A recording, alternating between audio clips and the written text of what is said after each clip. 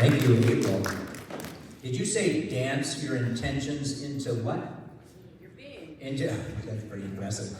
Yeah, so the spring equinox event is going to be like a full-on dance party, so it's not just to sit still and observe, it's to move like spring moves. So we're excited to try that out this year. I know as people in the suburbs, we're a little stiff when it comes to dancing. I know we say, yeah, pretty stiff.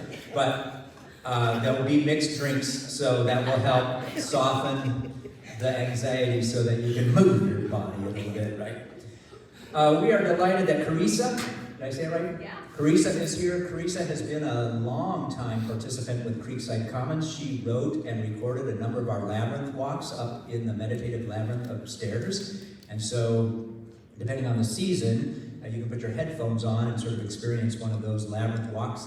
But she's also been a part of, I think you were part of our last education series too, weren't you? I do a lot of things. You do a lot of that, all right. But I'm delighted to bring her up here to kind of talk about what we sort of stumbled into at our 2 soul forums ago, is how powerfully the arts inform so many of our own kind of sense of our soul's journey, right? That we don't just form that journey based on sort of dogmatic constructs, but we're willing to kind of have this open edge as we engage the arts to be kind of drawn into a different perspective of our spirituality, of our sense of our soul. And so I thought, wow, this is perfect for Carissa to come and kind of talk about her perspective about how arts and the spirit work together, arts and the soul, how does that happen, and then to let you try out some sort of an art project that allows you to play around with that a little bit. And then I'm sure you'll hang that on your wall at home and carry this journey with you. So, gratitude for being here. Big round of applause for Carissa, and let's begin this conversation. I think Dan must be taller than me. Just a little bit. It is so good to be with you. I am Carissa Jager Sanders, and I am originally from Florida, but moved to the Bay Area. I live in Santa Clara with my husband of 22 and a half years. We have been in there since summer of 21. I don't know, since 2020, things start to blur together, as we all know. The time is bizarre. But my undergrad degree many moons ago was art. I was a painter and sculptor.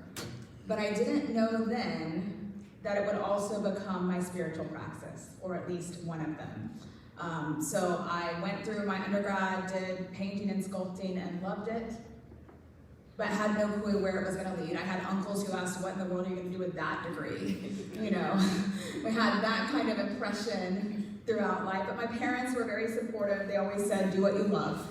And so I'm a wanderer and a journeyer, and I love the Tolkien saying, not all who wander are lost. I just believe in letting the journey lead you where it's going. And using art as a spiritual praxis is a lot about just being in the journey. So you're going to have some time to experiment with that a little later on. But I want to open with this vulnerable prayer that Thomas Merton, he was a 20th century Trappist monk, theologian, mystic, he wrote this beautiful prayer that I love. And he says, "My Lord God, I have no idea where I am going.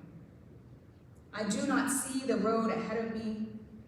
I cannot know for certain where it will end, nor do I really know myself. And the fact that I am following your will does not mean that I am actually doing so. But I believe that the desire to please you does in fact please you. And I hope I have that desire in all that I am doing. I hope that I will never do anything apart from that desire. And I know that if I do this, you will lead me by the right road, though I may know nothing about it. Therefore, I will trust you always.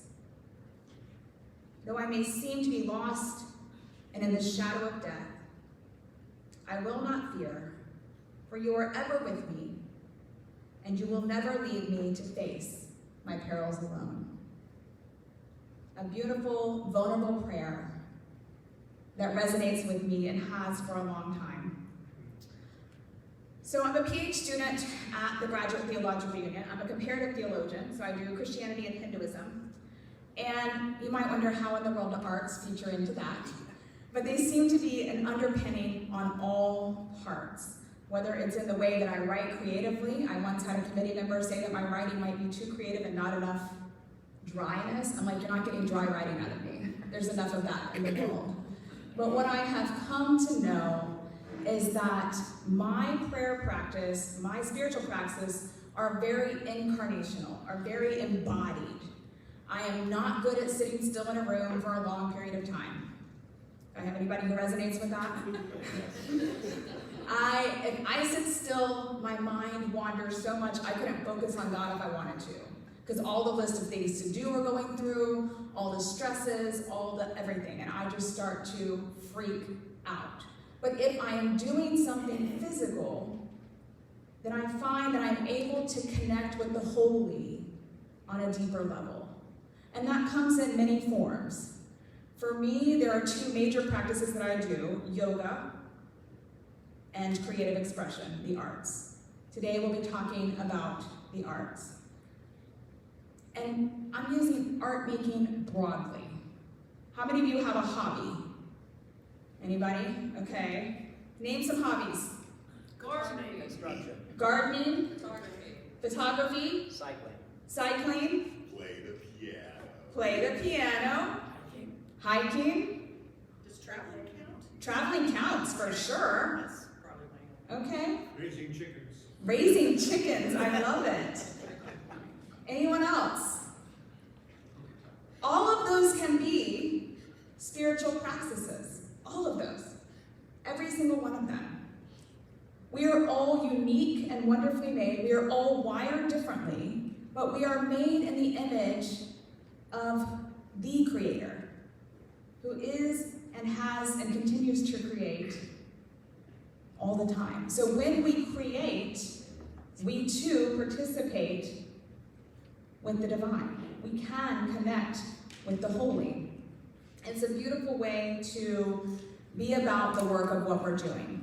I'm going to invite you to get some art supplies, and then I'm going to model some things up here and talk more about that. But I'm going to let you just create while I talk, because I think that you can multitask. I think you can create and listen all at the same time. There is a whole table toward the back. There might be directions.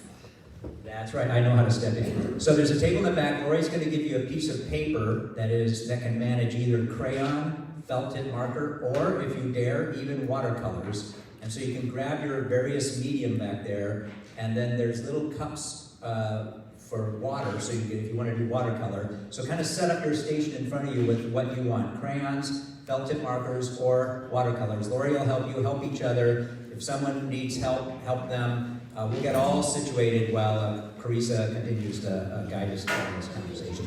And You're great.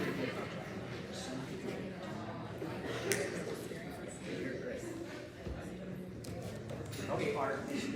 And don't think, oh, children are only allowed to do art. Art is for everyone. So turn off your inner critic and grab something that looks like fun.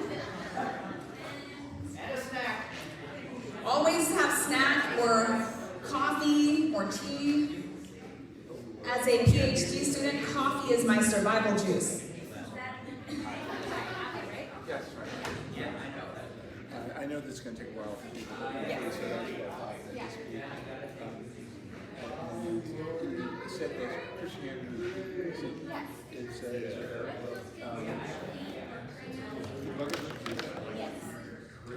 I've always thought that it is a manuscript waiting to be shot. For sure, for sure.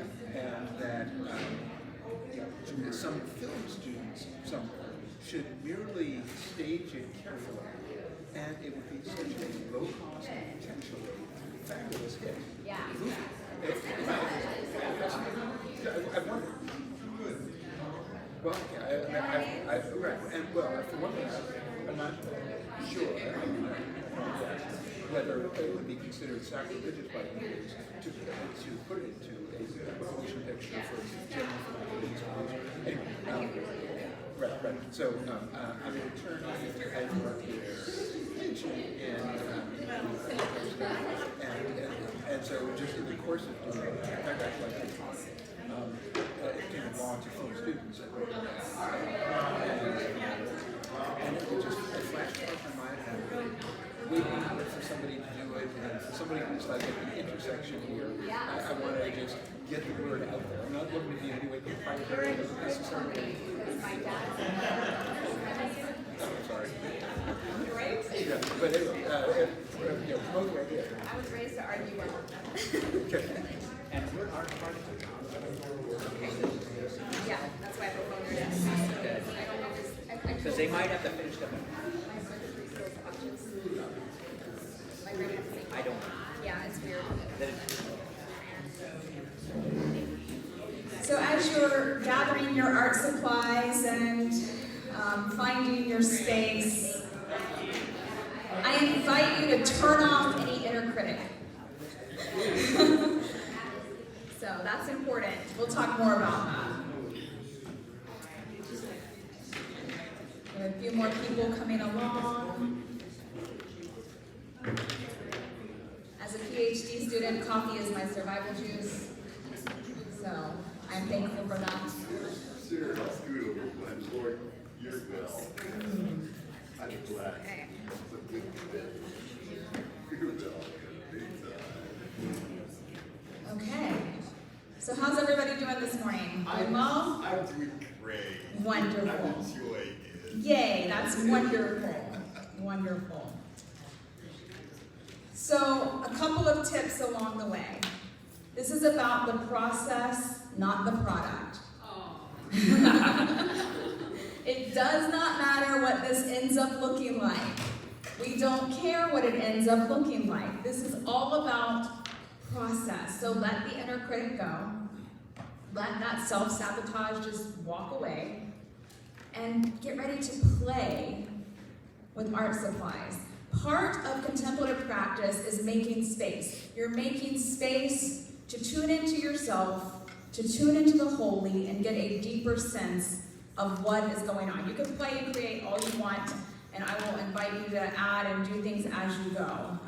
Everything is invitation. This is your spiritual journey. Take what you want, let go of the rest. Everything is invitational.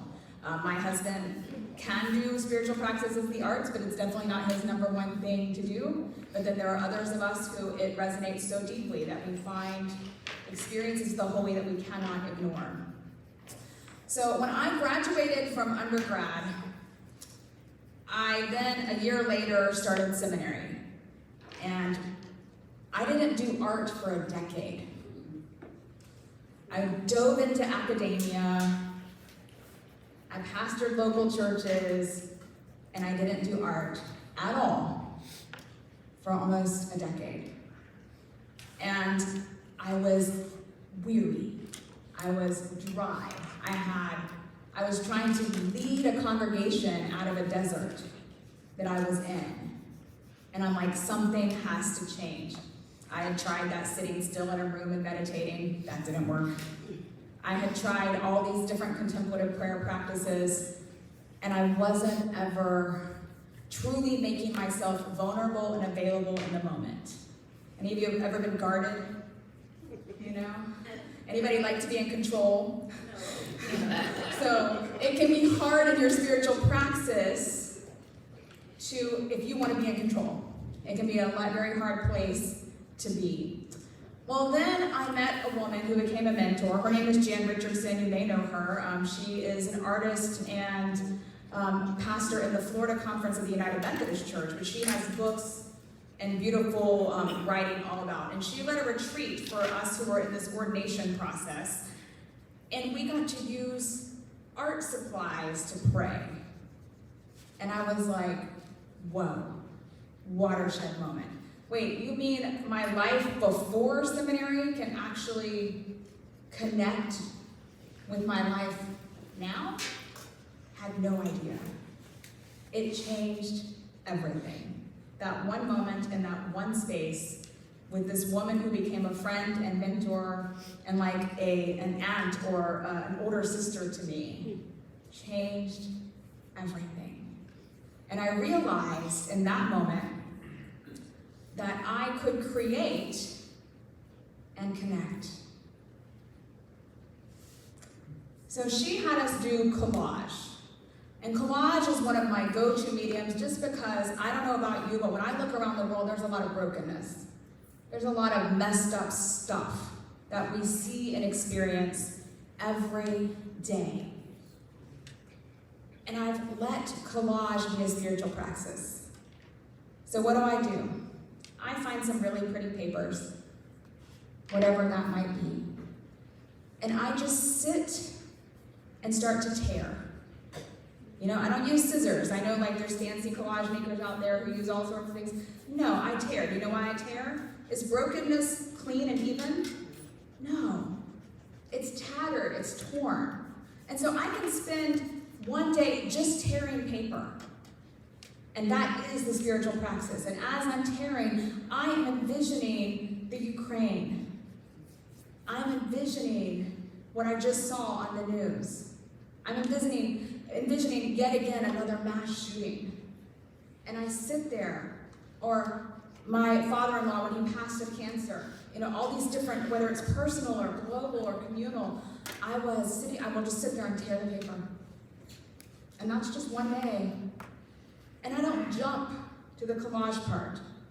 I rest in the brokenness. How many of you want to run when that gets hard? Or when it's grieving? Yeah.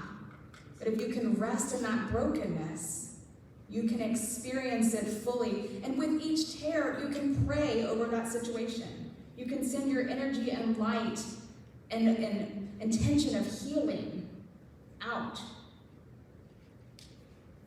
And then it might be another day or two before I come back and start to pick up the pieces with a glue stick and collage. This is one of my collages. I tend to be three-dimensional. You can collage on paper, it's fine. But I take the pieces and I start to make something whole out of the brokenness. And in that moment, I thank God for where I've seen healing and wholeness in the world. Because if we have eyes to see, it is there. And so I take all that brokenness and bring it back together into something new. Is it the same as what it started out as? By no means. But the process of the tearing and then the reassembling, the remembering, the re-bringing back together helps me to process some of the brokenness. And in those moments, I feel like I am connected to God in a way that I wouldn't otherwise be. I make myself available to experience the presence of God.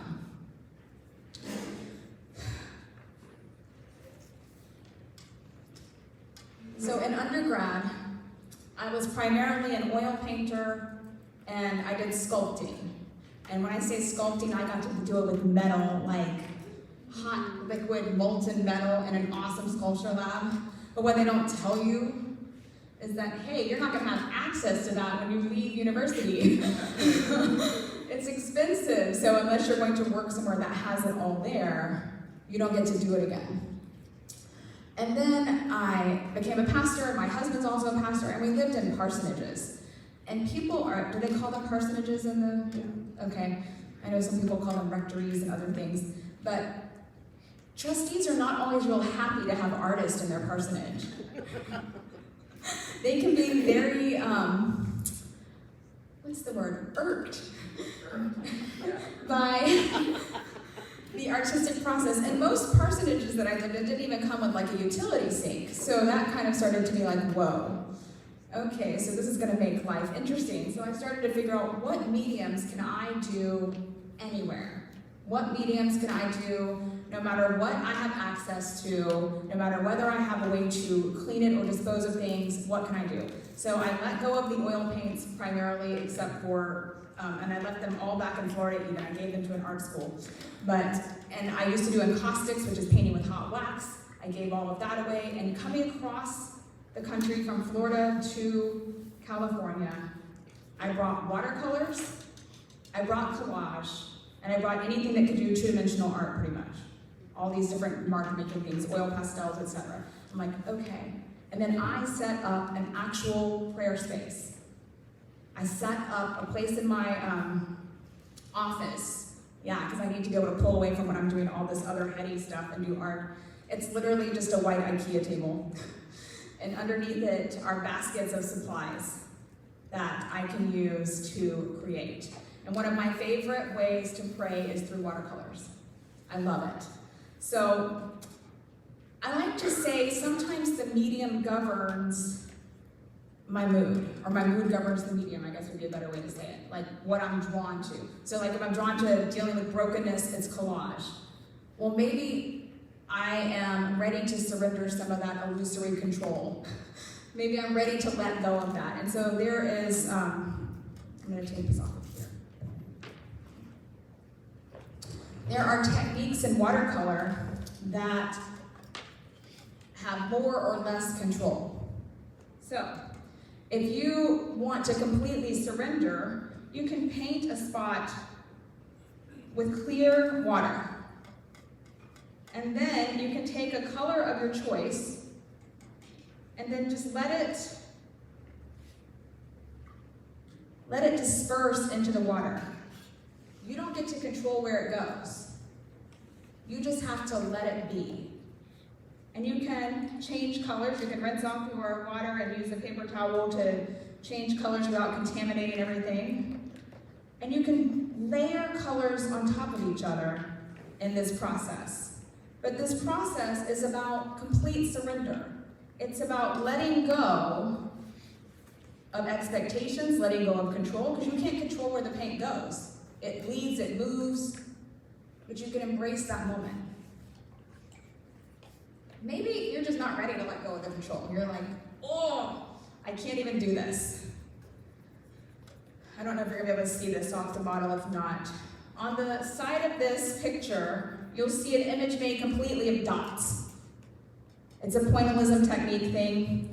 When I am stressed out and I feel like I need some semblance of control, I start to use dots, whether it's with a paintbrush, a marker, an oil pastel, a colored pencil. I make the image with dots. Matters not.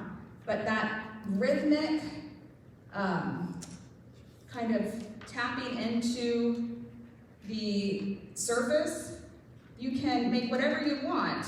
It can be shapes, it can be abstract, but the dots make me feel like I have some semblance of control in a world that seems almost always out of control. And so I start to make things using that pointillism technique. Markers and pencils also tend to give you more of a sense of control than like certain painting techniques. There's a technique in watercolors called dry brush where you have barely any paint on there and not a lot of water, and you can control every mark that you make. Another way to do that. There are many things that we can do to create.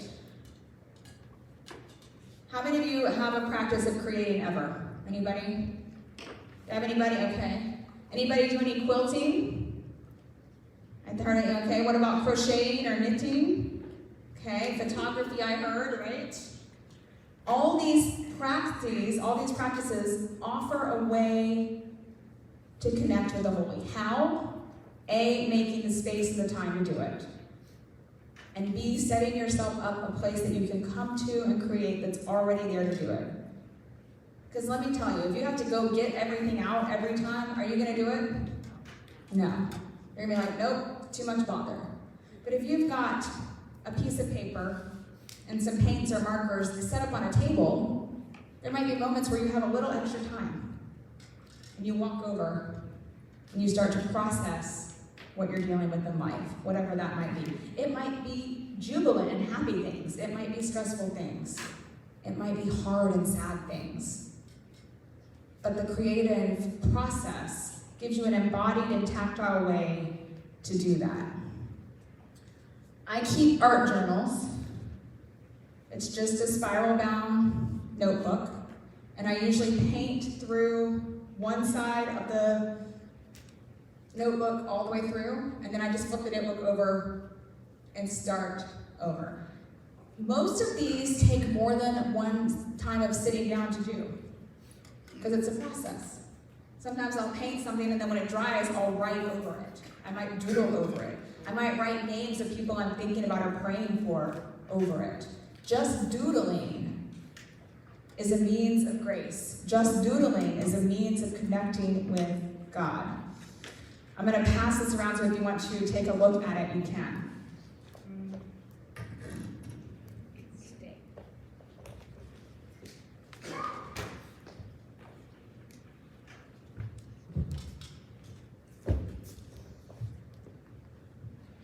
So each time I come into my office, in addition to the 4 part-time jobs that I do and the full-time student that I am, I have that sacred space that calls to me. And sometimes it's like I finish one task and I have a class that's going to be on Zoom, but I have like 20 minutes. And so I just set a timer and I go and sit at the table. And sometimes I'm reflecting on something I've read, perhaps a sacred text, perhaps a piece of literature, perhaps a moment that I've experienced. And I just start to be in that space, and I let my hands just start to move across the page, not caring what it looks like, not worried about where I'm going, embracing the journey, letting the process be fruitful. And in that moment, I too have to turn off that voice of judgment, because remember, I have an art degree. I was trained to be critique of myself. But in this moment, it's not about what I'm creating. And I remind myself, I even have a sticky note by my table. It doesn't matter what it looks like. To remind me to let go of the critic. And if I'm doing watercolors, I have it flat, but if I was doing acrylics or oils, I would have it more vertical. To me, there's nothing better than coming to a blank page or a blank canvas and getting to pray and getting to have that contemplative practice.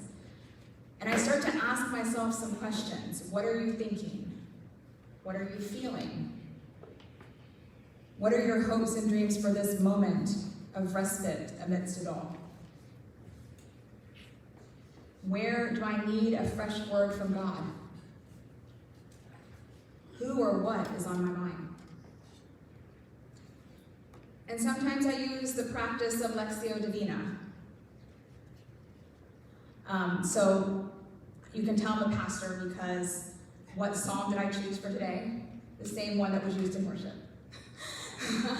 So I had this psalm in mind because it's part of the lectionary passage. And we find ourselves in the season of Lent, which to me, Lent tends to have a journey motif, like we're journeying toward and journeying inward and outward all at the same time. And so I'm going to read this psalm, and I'm going to invite you, as you hear it, make marks and reflect on it, on whatever you're already working on. It is called A Song for Ascents, as in going up. I shall raise my eyes to the mountains. From where will my help come? My help is from the Lord, the maker of heaven and earth, or the creator of heaven and earth. The Lord will not allow your foot to falter. Your guardian will not slumber. Behold, the guardian of Israel will neither sleep nor slumber. The Lord is your guardian. The Lord is your shadow. The Lord is by your right hand. By day the sun will not smite you, nor will the moon at night. The Lord will guard you from all evil. guard your soul. The Lord will guard your going out and your coming in from now to eternity. I'm going to read that one more time, and afterwards I'm going to ask you, what things did you notice? What things surfaced as you heard the song? A song for ascents. I shall raise my eyes to the mountains. From where will my help come? My help is from the Lord, the creator of heaven and earth, who will not allow your foot to falter. Your guardian will not slumber.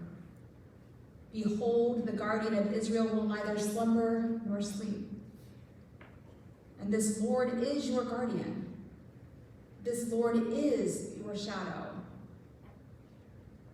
And by your right hand. By day the sun will not smite you, nor will the moon at night. The Lord will guard you from all evil.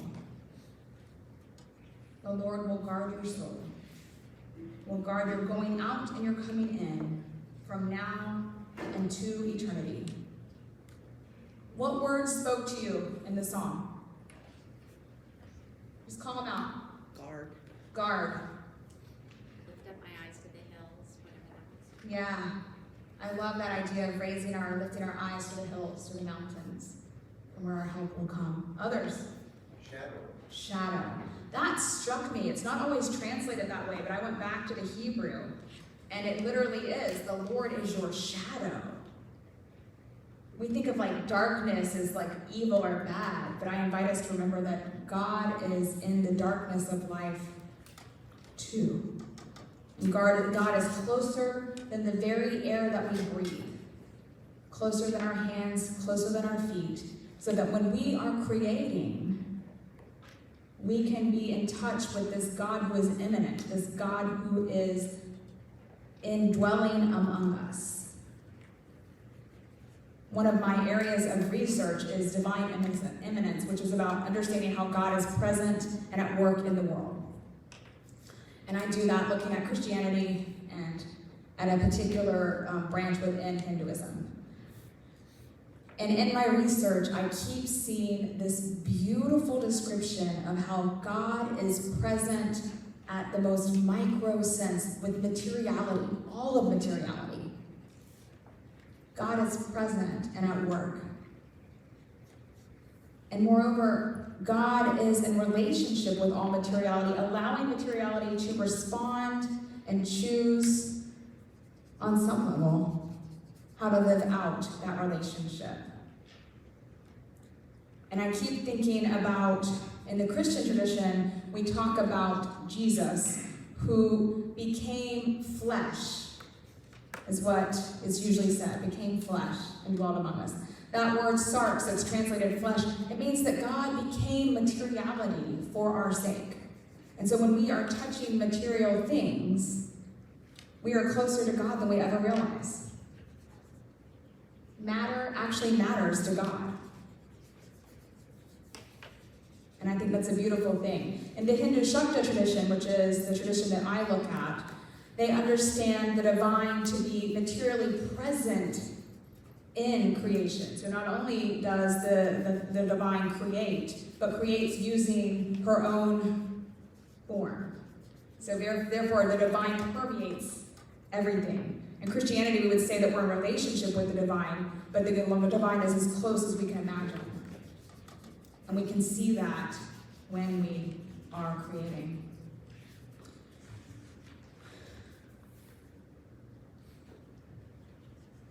So I could talk forever because, I've been a teacher and a pastor for a long time. But maybe you have questions that you want to ask.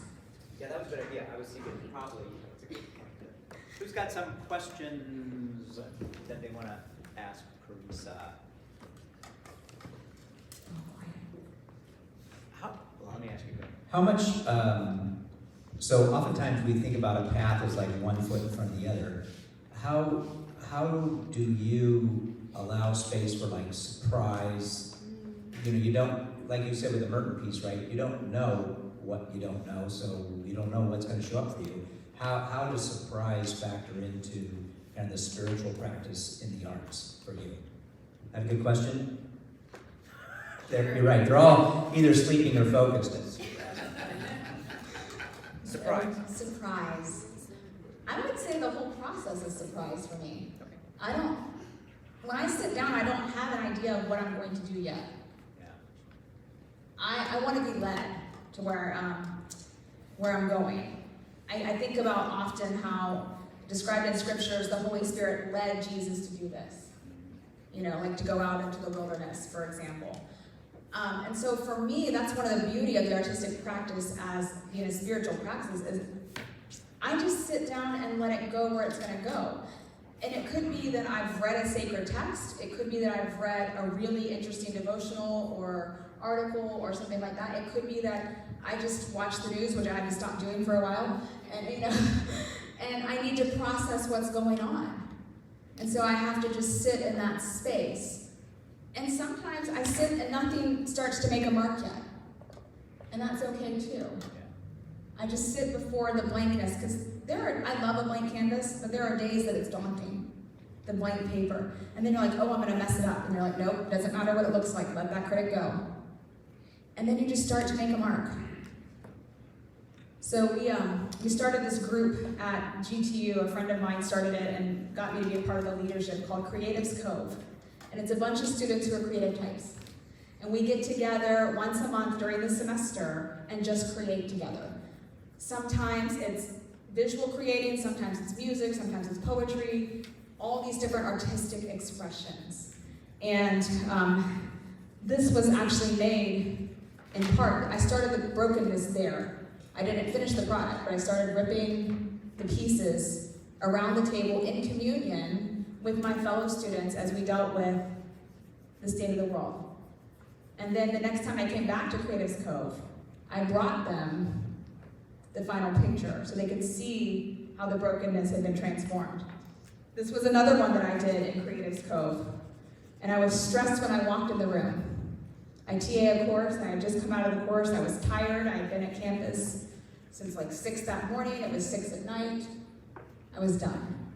I thought, do I really want to go to Creatives Cove? Nope, you're going to go. You're part of the leadership. And I was so glad I did. And it was a table full of things to make marks with, full of papers, full of collage. You could do whatever you wanted. And I found the oil pastels. And I like them because they're messy. Like all of this is done with finger smudging. I just got in there and I was like, and within 15 minutes of being in the room with my friends, my colleagues, and creating in community, in a prayerful space, it was all good. It was amazing. So you can do this solo, you can do it in a space in community. You can come together and just weekly be like, we're gonna create. You can have it quiet, you can put on some worshipful music. Sometimes I need silence and sometimes I need music. Just depends on where you're at. But as a yogi, we listen to our bodies. Yes, ma'am. Do you ever just do art for art's sake without being a spiritual state? That's beautiful. Yeah. Yes. Yes, I do. I do art for art's sake, for sure. And that process is completely different. Because then my years of training kick So in. when you do your spiritual practice, it's an intention when you're doing your art to connect with your higher self. Absolutely. It's very intentional. Otherwise, because, okay, so we just, at the school, they just did a show, and one of my pieces is on display there, and that was art that was done for art's sake. And it's this huge oil on panel that I did right before I moved across the country. And that one was done with inner critic on, like thinking about, is this good? Is it balanced? Is it, I was really thinking about the art I was creating. In this sense, the art becomes the channel. It becomes the medium by which I experience connection with my higher self. So with your art for art's sake, was this a planned composition or are you still being spontaneous in your process? It depends. It depends. Sometimes it's planned. So, well, sort of, it depends. But one of the things I just did is I constructed a still life out of found objects. And then I painted what I saw. And so that was very intentional because I was, intentional on composition because I was looking at something and painting and interpreting what I saw for what I did. And this, no, I'm just letting the medium be the tool for contemplation. Yes? I noticed in your notebook that several of the pieces have words written in them, and not always in English. Yes. Do you find yourself reading things and then stopping and saying, I want to make an art piece out of that? It's more organic. So it's like I've read all these things, and then I sit down at the table at another time, and that's in my psyche, in my heart and mind. And then as I create, I get the colors first. And sometimes I'm just creating textures to start. So like if you sprinkle salt into watercolor and let it rest overnight and brush it off, it makes this incredible texture. You know, if you do wet on wet, which I showed you, and then you put like saran wrap on top of it and let it sit overnight and then pull it off, it makes a unique texture. So does cheesecloth. Sometimes I paint with a straw. So like if you have a wet surface and you put paint on and then you blow and just let it spray, as I inhale, I imagine I'm breathing in the presence of the divine. And as I exhale, I let myself let go of anything that is no longer serving my best self. And then I just let that sit overnight. And then I might come back the next day and then add the writing. And it could be from something I've read, it could be from something I've been thinking about, or a little of both, something I've seen. And as a PhD student, I've studied, before I ever got to my PhD, I've studied Hebrew and Greek, and now I'm learning Sanskrit, among other things. So I have a lot of languages up here. In Spanish, I minored in an undergrad, and so it's not always English that comes out. So yes, I definitely write where I'm led. Great question. What time is it? John? I'm gonna have take one more question. Hi, I'm John. Hi, John. Let me try to get the question out. It isn't,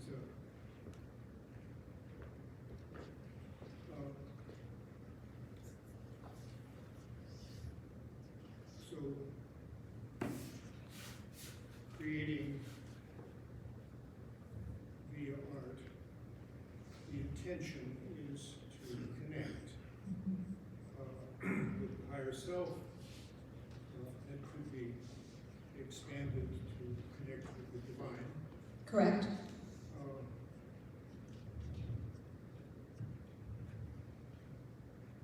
But the focus is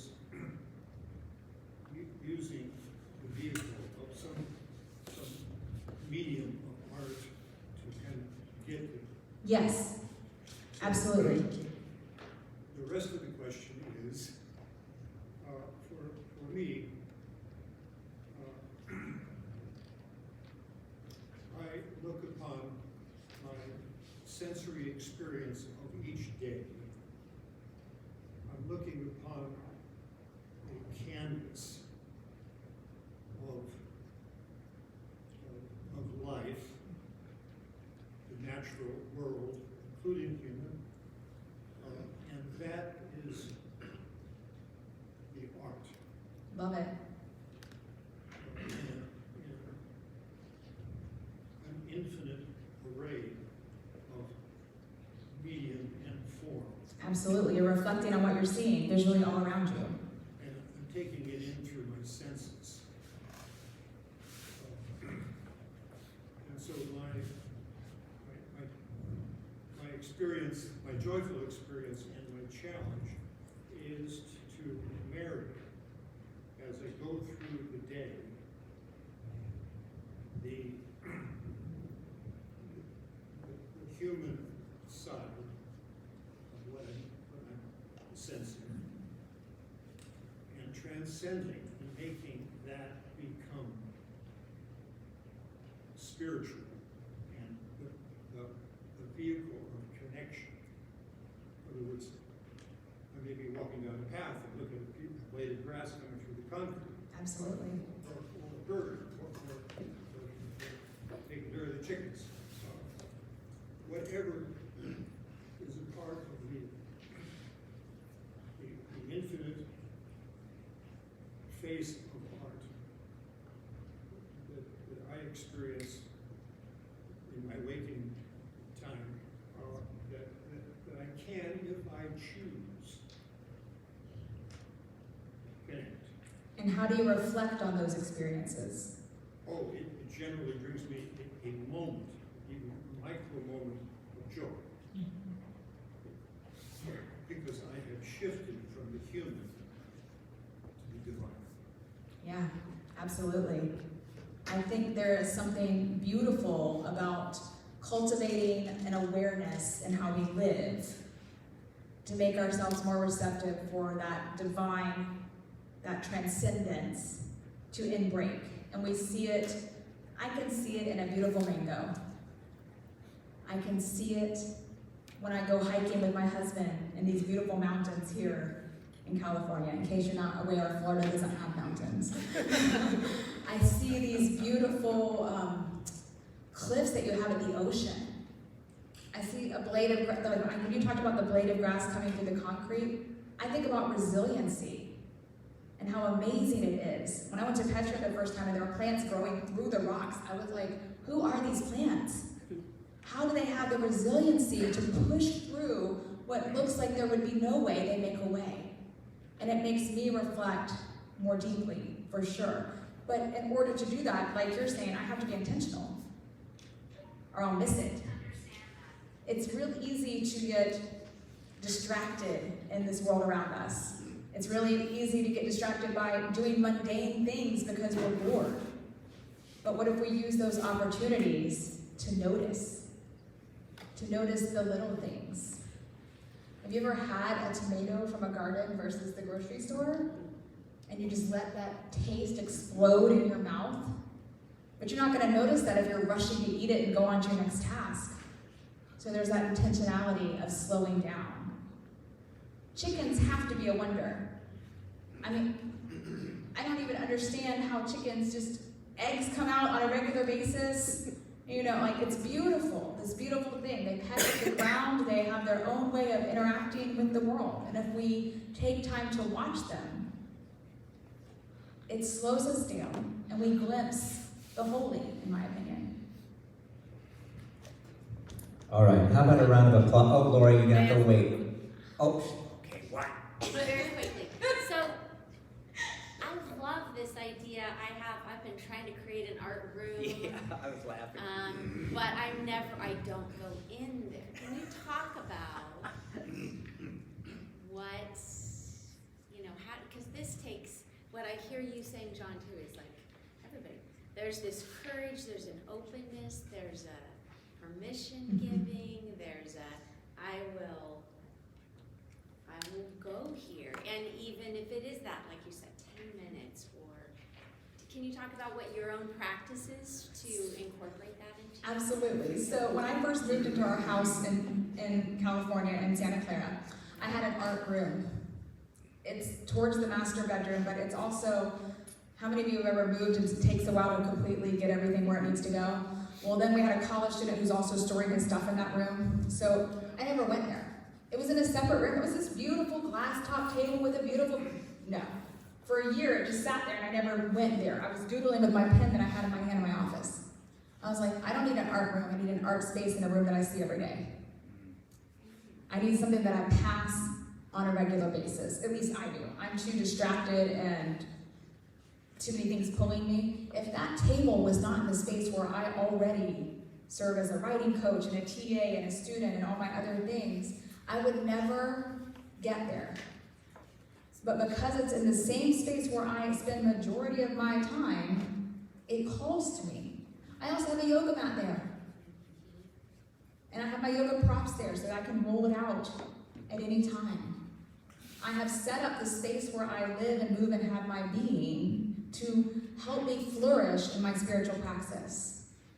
Because if I put it in another room, it's out of sight, out of mind. That's a great insight. I'm really good at avoiding spiritual praxis. Because life can get in the way. So put it somewhere you see. It doesn't have to be, it could be a card table.